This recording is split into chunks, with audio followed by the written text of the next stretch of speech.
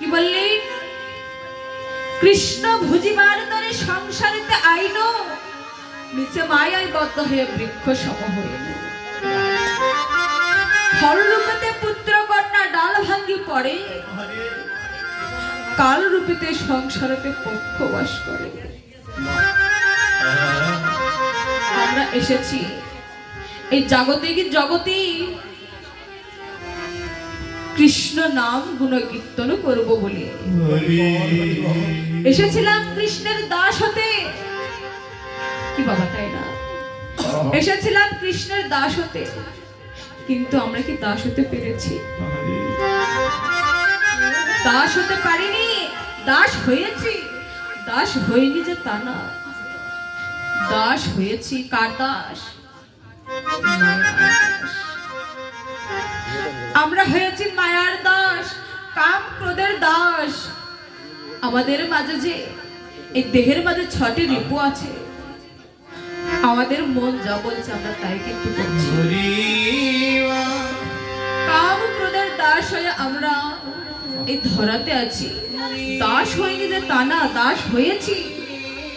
তবে যার দাস হওয়ার কথা আমরা তো তার দাস হই। হরিব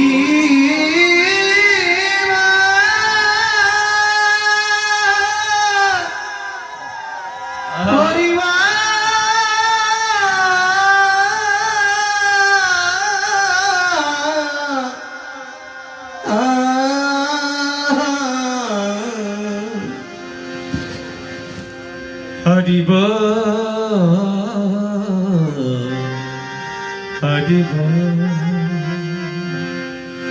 আমরা যে দাস হইনি তা না, দাস হয়েছি। কার দাস হয়েছি? আমরা মায়ার দাস হয়েছি। আমাদের এই ষড়রিপু, আমাদের এই মন যা বলছে আমরা তাই করছি। আমরা কৃষ্ণের দাস নই। যার দাস হবার কথা আমরা তার দাস হতে পারিনি। বাবা, কিন্তু আমরা যে দাসত্ব করছি, এই দাসত্ব আমাদের মাঝে যে ষড়রিপু আছে, এই ষড়রিপুকে বশীভূত করার জন্য আমাদেরকে কি করতে হবে? গুরুচরণ আশ্রয় করতে হবে, যাতে আমরা এই ষড়রিপুকে, আমাদের এই মন যা বলছে আমরা যে তা করছি, যেন এই মন যেন আর অন্য মনস্ক না করতে পারে। এর কারণে আমাদেরকে গুরুচরণে আশ্রয় নিতে হবে। গুরুর চরণে এই ষড়রিপুকে বলি দিতে হবে। তাছাড়া যে আমরা কৃষ্ণ ভজনে এগোতে পারবো না। আমরা কৃষ্ণ ভজনে এগোতে পারবো না। কৃষ্ণ ভজনে এগোতে হলে আমাদেরকে গুরুচরণে শরণ নিতে হবে, গুরুচরণে আশ্রয় নিতে হবে।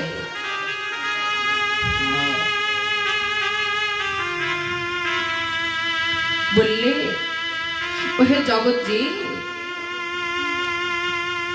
তোমরা গুরুর চরণে শরণ নাও, আমাকে ভুলে যাও। আমাকে ভোজে কোনো লাভ নেই। তোমাদের যদি ভজিতে হয় আগে গুরুকে ভজো। কারণ গুরু ছাড়া যখন গোবিন্দ ভজে, সেই জীব নরকে মজে। গুরু ছাড়া যে জীব গোবিন্দ ভজে, সেই জীব তো নরকে মজে। বাবা, আমরা তো গুরুজনকে বুঝতে পারি না। শাস্ত্রে বললেন কি? ওহে জগৎজি, তোমরা গুরু ভজন করো। কারণ তোমাদের যদি এই দেহতরিতা পার করতে চাও, তোমরা যদি এই দেহকে যদি তোমরা কৃষ্ণ সেবায় লাগাতে চাও, তোমরা আগে গুরুচরণের শরণাগত হও। কারণ এহ জগতে যেজন গুরুর চরণে শরণ না নেয়, যেজন গুরুর চরণে শরণ না নেয়, সে যার পারে ঘাটে যেতে পারে না। হরিবল হরিবল। সে যে পারে ঘাটে যেতে পারে না। কারণ একমাত্র পারের তরে হলে আমার পরম গুরুদেব। পারে ঘাটে যেতে হলে গুরুকে স্মরণ করতে হবে আর গুরুচরণকে আশ্রয় করতে হবে। বাবা, তাই আমি তো গুরু ভজন করতে পারিনি, আমার মধ্যে তো নিষ্ঠা ভক্তি নেই, আমি তো জ্ঞানহীনা, আমার মধ্যে তো নেই কোনো সাধন ভজন। যার গুরুচরণের স্মরণ নেই সে কি করে আপনাদের মাঝে আমার গৌর গোবিন্দের কথা বলে আপনাদেরকে আনন্দ প্রদান করিতে পারিব?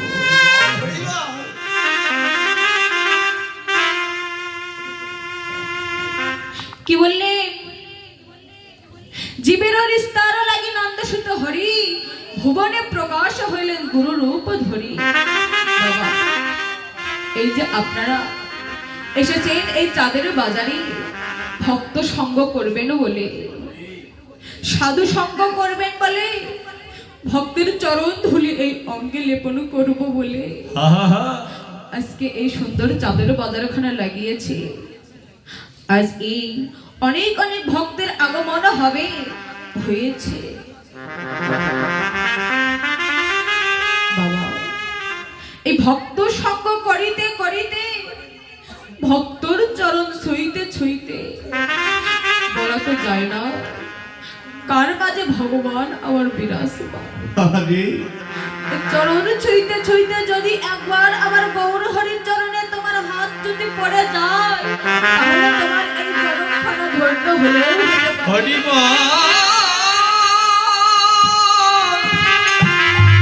হরি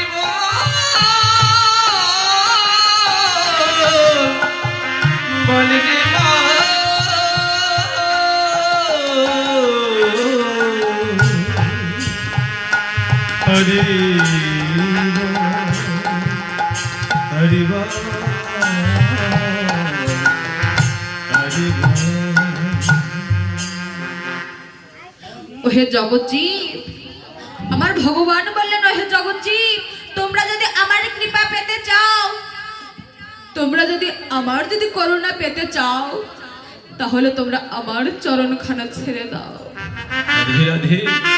আমার চরণখানা ছেড়ে দিয়ে সকাল সকাল যাও ভক্তের বাজারে,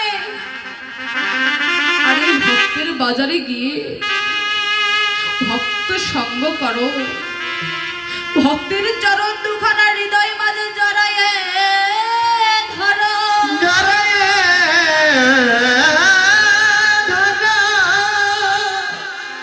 তোমরা আমাকে ভুলে গিয়ে,